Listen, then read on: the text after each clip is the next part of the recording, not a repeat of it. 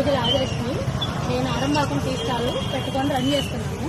అభినేని బాబు అనే ఆయన రాత్రి ఫుల్గా డ్రింక్ చేసి రాత్రి నేను ఈ షటర్ క్లోజ్ చేసి ఇది క్లోజ్ చేస్తుంటే నన్ను పిలిచారు.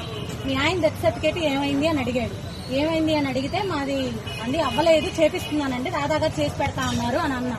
రాధా ఏం చేసి పెడతాడు, నువ్వు నాతో రేపొద్దున టైం స్పెండ్ చెయ్యి, మధ్యాహ్నం దాకా నాతో ఉండు, నేను నీకు చేసి పెడతాను, మధ్యాహ్నానికి నిన్ను వదిలేస్తాను 3 సార్లు అన్నాడు.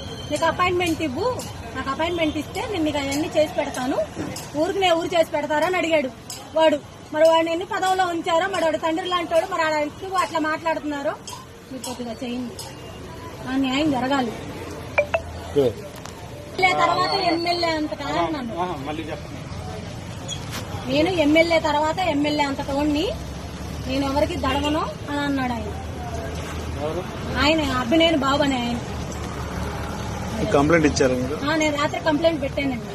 రాధా గారు వాళ్ళు వచ్చి మాట్లాడుతా ఉన్నారు పొద్దున, అందుకని నేను సైలెంట్ గా ఉన్నాను. ఇప్పుడు వచ్చి నేను ఎందుకు అన్నాను, నేను అట్టాను లేదని తిరగదిచ్చి మాట్లాడుతున్నాడు ఆయన.